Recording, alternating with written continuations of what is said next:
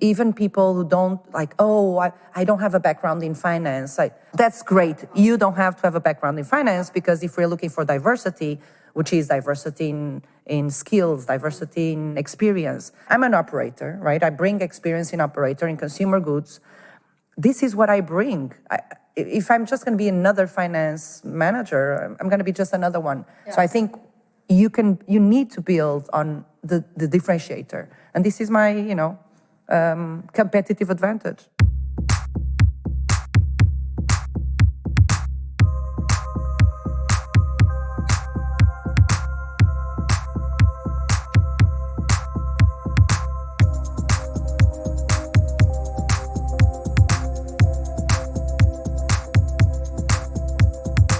This is Female Business Angel Podcast. Your go-to destination if you're a business angel or would like to get into angel investing and don't know where to start. Or if you just want to find out how we tick. We're Tina and Katja, both business angels from Berlin. Well, I'm a VC now. We will interview established female business angels about how they got started and how it is going, including all the best tips and tricks. So get ready for some insider stories and personal empowering moments and revelations with these incredible women. Welcome to this journey with us. Hi, today we have Rita Vilas-Boas at our Female Business Angels podcast. Bem-vinda ao nosso podcast, Rita.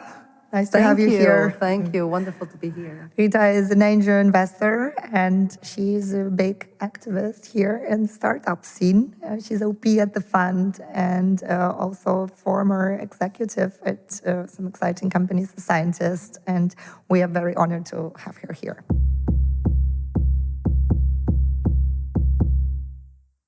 Hi. Hello. Hello. Hi, Rita. Welcome to our Female Business Angels podcast. Bem-vinda ao nosso podcast. Did I say it right in Portuguese? Very good. Thank you. Thank you. I'm such a big fan of your podcast. No, thank you. Thank you for reaching out and for arranging a first podcast recording in Lisbon, in Portugal. This is the first one which is not remote or in the Scene Ventures podcast studio in Berlin. So super excited to be here at the ground space. GDI, which is a startup hub, emerging startup hub in Lisbon. And yes, please tell us about yourself, about this space. So over to you. I'm very new. So I know I'm Portuguese. I was born in Portugal, but for 25 years I've been traveling and working in multinational companies, family business, and startups.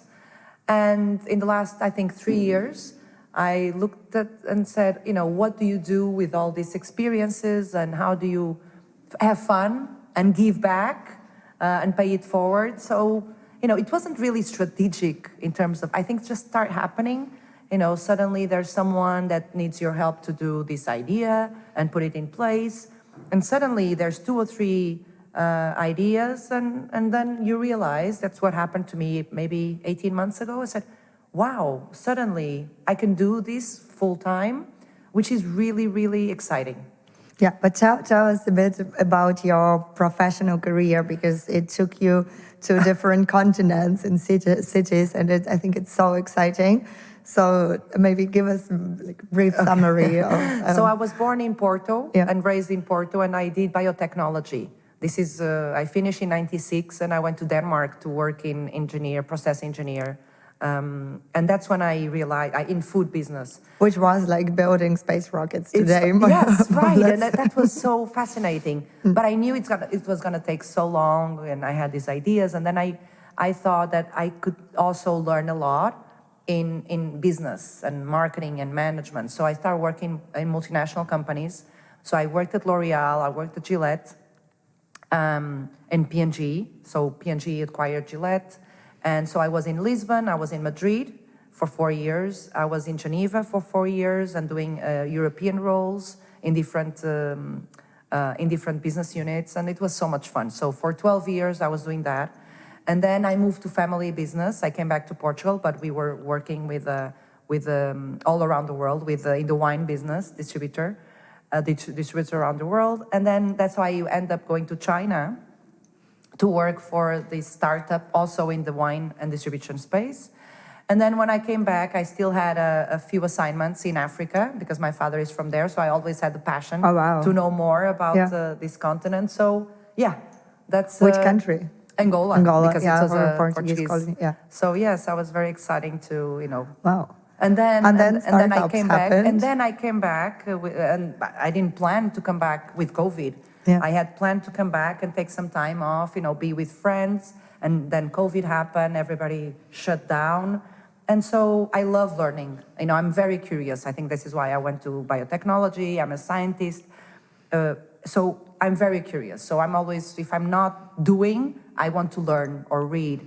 So I start learning finally about crypto, about all these things in all these online courses that you Yeah. can do.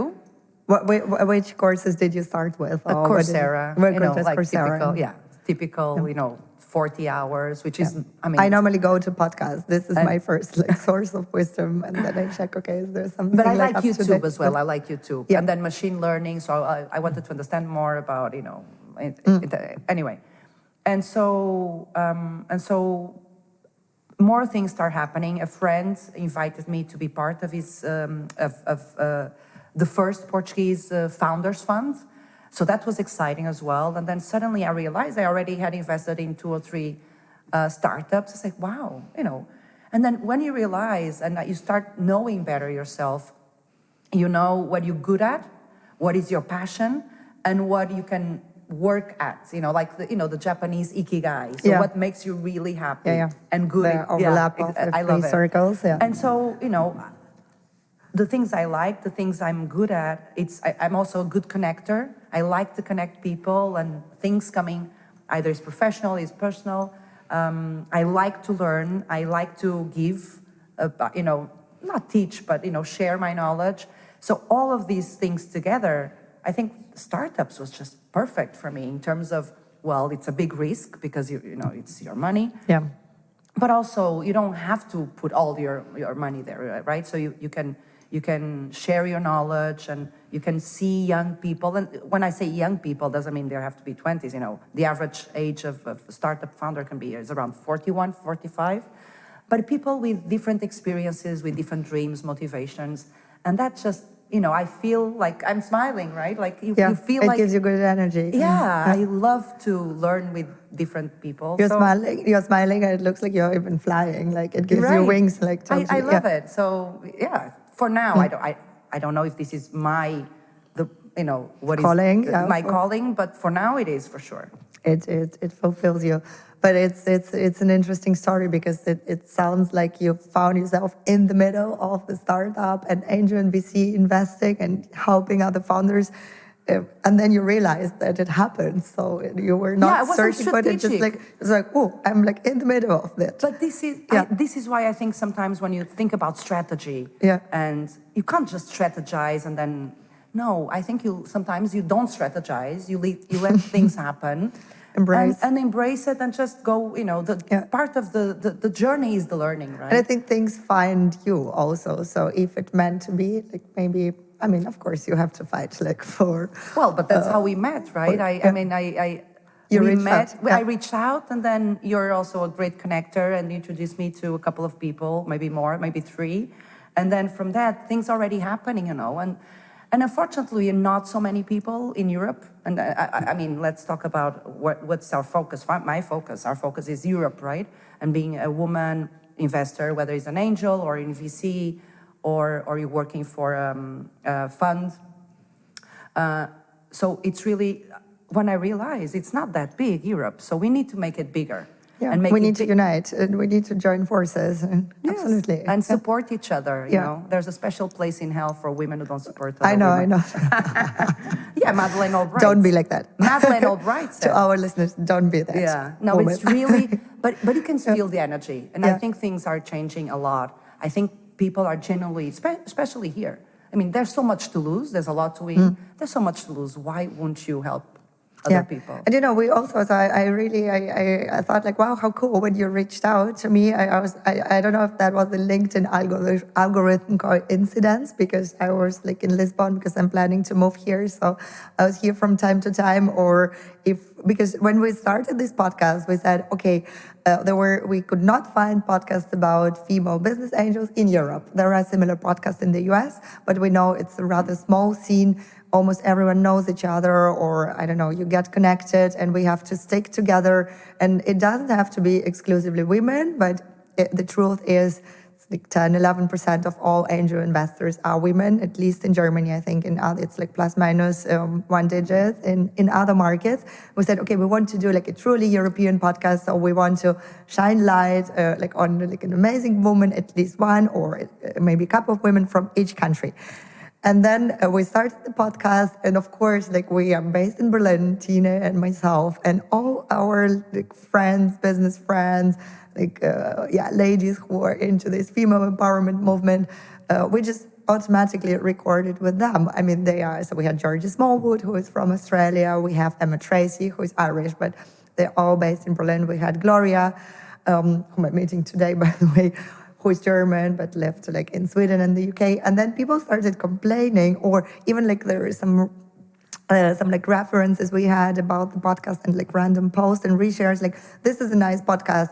It's mainly like German-based business angels. I was like, that was not the purpose. That was like, so I was super glad when you reached out, and I'm really, really happy that we're here. And and so what I'm curious about is like, how is the situation of the Portuguese startup scene and angel investing and VC? I mean, what would you say? You've lived abroad and... I mean, angel investing, it's not, I don't think it's a big thing in Portugal. You know, I think people still think that you need to have some money or maybe a lot of money to be an angel investor. But it's not the case. So I'm trying also to spread the word. Demystifying, yes. Yes, so this week I had a training with a female group of ladies, and, you know, I speak a lot about what I do because I'm very passionate about it. And some of them said, really? You can do like small tickets and then we can actually participate and give our, I mean, God, these are like the brightest women in Portugal, I mean, to be humble, but they are amazing. Of course you can do small tickets, and people are educated, and they're not, because there's not a lot of knowledge or democratization about angel investing. And I think that, I think it's time for European angels to happen, and hopefully Portugal as well. To rethink, But don't let anybody think that I have money, because I'm just doing small tickets, and this is the advice also. I mean, small tickets, but the experience. Either you have experience in specific area, or you have another point of view, or you have a lot of network in this area, or you have knowledge. You know, you can exchange that, especially in the beginning. It's when the startup say it's one person, two people, three. This is when you can really add value. And this is where you can help. So it's not about money, it's really about time. About time and headspace and like giving back and your expertise and network. I totally agree. I also know quite a few people who just started with that, like supporting and giving back. And it doesn't even have to be that you need your own capital. So you can also invest on behalf of a fund. So the big funds, they normally have venture scouts. Excel has, for example, and some others. So if they see, okay, you're active in the scene, you're very well connected, you are in the interesting geographical area that is not covered by other scouts. So just Scout is great. Also SVPs, you know, like doing with a group of other people, and someone that you trust or you like the thesis, then you can do, you know, I think like 1,000 euros tickets, right? And then you can learn and use that as a learning. Which is like a designer bag or even less. I like that idea. But that's it, you know. And then you can do 5 tickets, and you can learn with that group of people, and then discuss, see how they get deal flow, how to evaluate, how the questions they ask, how do you feel the founders, and then you can start doing as well on your own. So did you convince many people to join the movement? I'm always unsatisfied, so I'm never happy. It's just slow. But it's still slow, yes. I like things happening faster. I lived in China, no. After China, you never go back. Everything is slow. Everything is slow.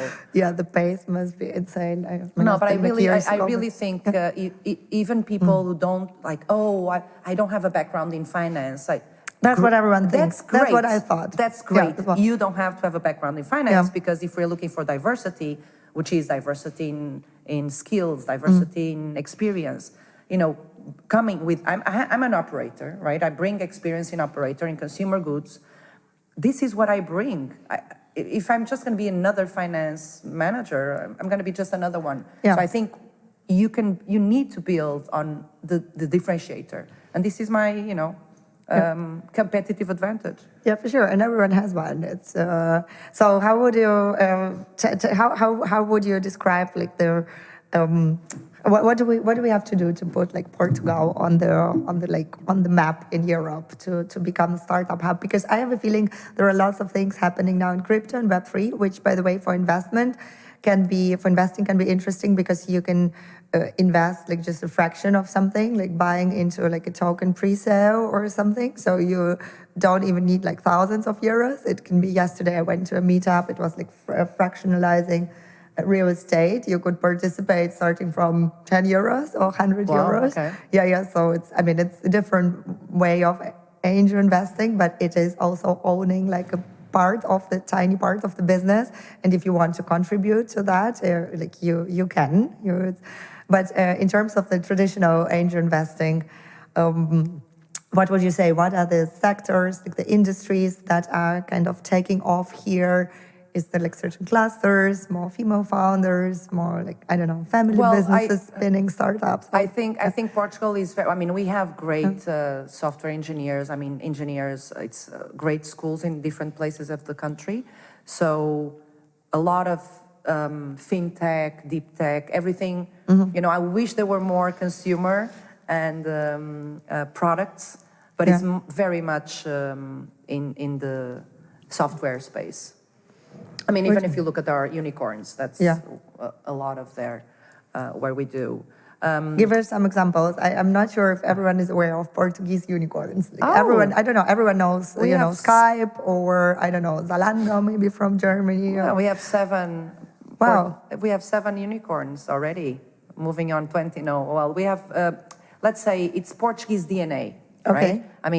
They become bigger because they went to either UK, like Farfetch, or either, I know this one. Yeah. and then US, like Fidzai, Okay. OutSystems, Okay. TalkDesk, which is the only one with a female founder. The only one out of 7, which is With a female. yeah. Well, no, we don't not like happy. it. We're not happy. No, we're not happy. No. Boo. And then there's Sword Health, and Encourage. Encourage is it's a new Portuguese startup unicorn. So no, I think we're in numbers. We're very good. I think what we need is really to have more female founders, and to have more female founders, we need to have more female investors. It's the chicken and egg. Yeah. So I think having more women and spreading that word, starting as an angel, going to conferences. Which one would you recommend? I'm not a big, I don't know enough of Portuguese conference. So everyone I'm not knows Web Summit, huge, fun, very big. I've never been. Never been. And there's a whole thing about Brazil and Portugal. So I'm not sure. I'm not sure if it's. There was a conference yesterday in Coimbra. I know it was a lot of people. I was busy doing a training. There's a few things. I think I, as an angel and as a small Nemo in the fish pond, like I try to reach out to incubators and maybe sometimes visit them by myself, and because I'm very approachable, and I normally people send me messages on LinkedIn and I answer, and I think that's another positive thing of being an angel and not being a VC, that there's a lot of people, organizations, so you can, it's more personal, it's more personal, so you can actually have a more personalized discussion, and so sometimes I go visit, but within my thesis. So I also invest in a specific, not a... Tell us about your investments and your investment thesis. The investment thesis is in consumer-centric, of course, because this is it's not only what I love, but it's what I've done, the last 25 years. So you need to leverage on what you know. But can be anything, consumer-centric can be food, biotech, of course, biotech, food, health, wellness, femtech, because it's femtech, pre-seed and seed, because, you need to be in the beginning as an angel, and with a clear growth and scalability strategy. It needs to be, but Otherwise, it's not an angel case. Yeah, but then you meet the founders and you see the spark, you see the motivation, you see the drive, the focus, the obsession, and sometimes sometimes it's always a bet, but you also need to see there's not going to be the perfect founder. They're going to be the perfect founder maybe in a year, 2 years, 5 years, and that's the road you need to hold. When they have a complementary team, no one is a superhuman, right? You can always lack some skills. And this is where you can add value. Yeah. It's your value in human resources, is in talent search. Are you bringing the right co-founders, the right finance people and the dots, And so what can you add value? Is it doing a dashboard or doing, improving cost of acquisition? A route to market. So it's really recognizing your skills and then taking the journey together with these founders. It's not say, oh, take the money and then I'll wait. Goodbye. No, it's really holding hands. Yeah. Like one of my startups, like she's amazing. And I said, you know that you can call me at 2 a.m. in a Saturday, like I said, oh, I know. Well, don't say that too loud because I'm going to take it because she's always thinking about. But this is this passion you want. Yeah, we're sending voice messages on WhatsApp with the founders. Right. Yeah. And so tell us about, because you've invested in some really cool startups, also in one where like my former colleague, Ricardo worked at. So would you like to talk about your investment? How the first investment? Yeah, that was the companies are very impressive, and I love Kianco, and the reason why. Well, Tomás is Portuguese. He was living in Shanghai when I was living in Shanghai, and the reason that I was most drawn to this idea, of course, some of my best friends invested as well, but because it was actually my master thesis. It was lyophilization. Lyophilization is to take the, liquids, water, from liquid to powder. Yeah. That's what I was doing in 96 and 97 in Denmark.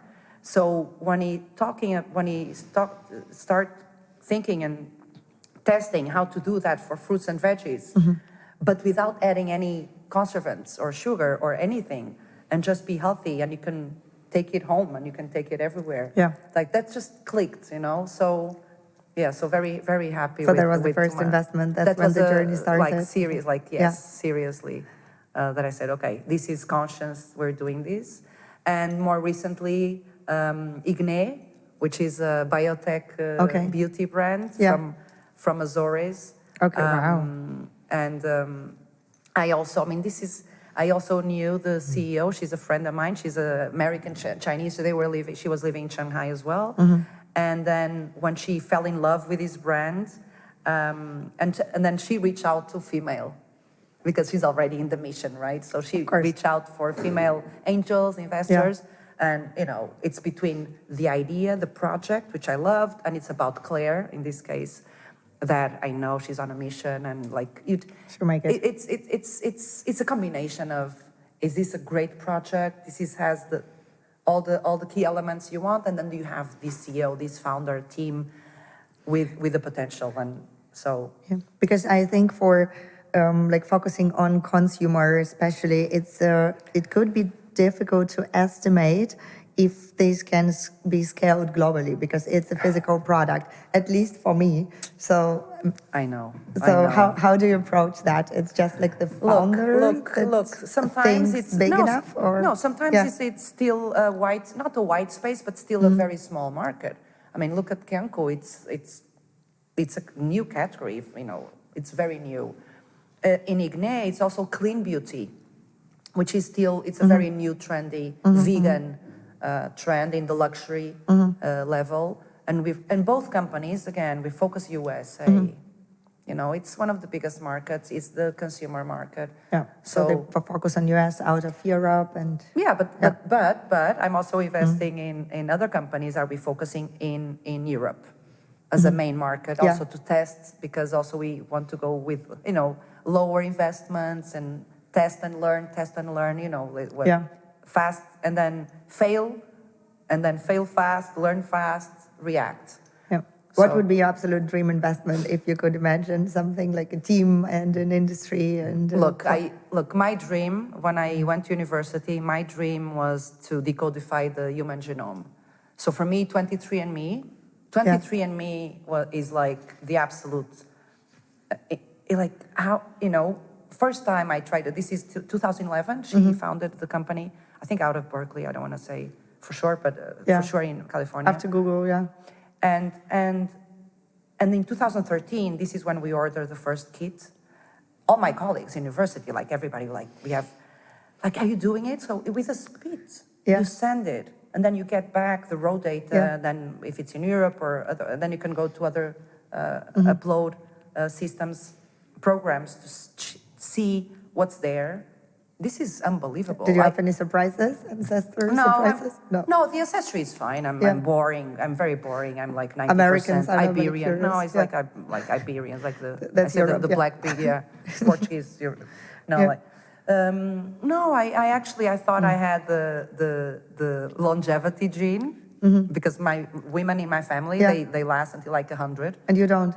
I don't have it, but okay. we take care of ourselves. No, I was very, we have to hack it. I see the positive things, right? I prefer to know than not knowing. So if there's something I want to prepare myself or I want to take care more or be more vigilant, go, do more analysis here and there. So, but that was like, because it's really changing the world. That's when they say the two types of startups. The pill, the vitamins and the painkillers, right? And I think vitamins are great, and I'm investing in vitamins really. But it's the painkillers that you say, wow, this is going to change. Would you say 23andMe it's a vitamin, I think, for now? You think? No. No? No, well, let's see. Okay, maybe it will evolve into the painkiller. Yeah, I mean, I think it's good to test things faster and to improve. Okay, so you would love to invest in something female-led, like biotechnology, absolutely, CRISPR, or something, I mean, of course, genetic editing, yes, CRISPR. I mean, yes, incredible. Jennifer. I mean, my God, that woman. She totally deserves the Nobel Prize and more. It's pretty cool. I think it's one of the most groundbreaking technologies we are having right now, and it's pretty cool that women invented it. I keep talking, the other day somebody interviewed me, so what are the 3 females that you would have now alive in Europe to help the economic crisis that is coming? And it was here, actually, I recorded. It was Margaret Thatcher and Jennifer Doudna, for sure. Jennifer Doudna with... having scientists in politics, in governments, and it's so important. So for sure. Yeah, but what do you think has to change, like on the regulation side in Portugal or in Europe to foster innovation and like to create more founders and more investors? To be honest, I think we need to liberalize more. Liberalize means to take out the bureaucracy, make it easier for people to move around, start a company, hire people, just make it easier for everyone. So take out all the legals and taxes and everything. It's just make it simpler for people to navigate. Yeah, it has. I think, we should look at Estonia maybe and learn. It took me, for example, now almost 2 days to get paperwork done to start paying taxes. Basically, at some point in Portugal, and I'm not finished yet. And 2 days is nothing. And 2 days more to go, I think. Yeah. So it's super interesting. So if you're a female founder building in consumer biotech, femtech, you can reach out to Rita. And she might be a perfect angel for you, or just a connector. So you don't have to be based in Portugal if you're in Portugal. No, not at all. So it has Europe. Europe, UK, Israel. Yeah. So these are the... Europe, UK, Israel. Yes. And also summarize the advices you gave to people to get started. Just, dip your toes, go to the conference, reach out to interesting people on LinkedIn, foster personal connections, search for these meaningful connections. You as an angel or as an advisor to startups, you are free, and you just follow your curiosity. Follow your curiosity. I think that's always the key. Yeah. Perfect. What else would you change like in this world? We always ask this question when at the end of this podcast, the deep one, the big one. I was thinking because I was listening to the other. Yeah. Well, there's two things that I would love to, of course, as a dream. It's about poverty and it's about cancer. So, if any. So what could we do in science or especially in science for. So I'm very passionate about health tech. So how can we find markers of, because this is the genetics part of me, but how can we improve early detection of different cancers or diagnosis or more of the public health. How can it get to poor locations of Europe and the world with those easy, low-cost devices? So that's really to what prevent or to diagnose. And then, of course, cure. But that's, Do you think we'll experience it in our lifetime? I think we will. I don't know. Like maybe some types of cancer? Well, look, 20 years ago, I never thought we would have the human genome. Never. This was not even in my wildest dreams, right? Like in the 90s. So with technology, between technology, science, biotech, machine learning, we've seen things changing in 24 months. So I hope so. Probably going to see that earlier. Then we'll see, maybe 30 or 40% of women founders in Europe. Yeah. That would be a cancer cure. Will come earlier than the 40% founders. I hope female founders. Hopefully at the 50% and at the same pace. Yeah. But I think we should definitely use technology and our curiosity to change the world. I'm not an expert, but my neighbor is a famous oncology professor and researcher in Germany, and he's in his 60s, and he told me that the breakthrough will come not through the one magic pill or device. It will come actually thanks to machine learning, where you can identify different categories of cancer and then find a specific individualized cure for every patient or for every cancer. And because the thing with machine learning that fascinates me is that you're teaching the machine how to learn. You're not putting information. That's easy. Yeah. It's really having the machine how to learn and have the same synapses we have as humans, right? So this is and this is advancing with quantum computers. So let's see if we can tackle it, and hopefully very exciting. Since women, decoded human genome, and a lot of women in genetics and biology and biotech. So I'm rooting for women. Yeah, me too, totally. We can definitely contribute to the better world. So maybe just as a closing, what are the most interesting communities or conferences in Europe one should be aware of as a female founder or investor or just someone interested in that space? So we're going to be there in 2 weeks, right? We're going to be in Vienna for the Female Founders Organization. There's a conference. Hi, Nina. If you're listening, and you introduced us, and I'm going to be speaking there. You're going to be speaking, and I'm so happy. I sent representing Portugal, and there's waving the flag. Yeah. No, this is important. It's just putting a mark there, and so that other females in Europe know that we're here. Yeah. And I always try and to it's bring such a great country. It has so much potential. Yeah. So yes, come to Portugal. Perfect. So female founders. Hopefully, the community around this podcast, which is growing as well. It's a small, cozy family, but. We always look forward to. And Portugal is not only Lisbon, guys. Portugal is Porto, which is my hometown, the city I was born. There's Coimbra. There's a lot of Portugal. There's Madeira. Yes, that's also a new thing for the digital nomads. That's right. So so it's not only Lisbon. So just to say it, otherwise, the Portuguese will recriminate me. So let's put Portugal on the startup and angel investing map, and let's create gender equality. Thank you so much, Thank you. Rita Vilas-Boas, for being our first guest here in the Iberian Peninsula before Spain. Spain has to get up. We had a Spanish guest, but it was recorded in Berlin.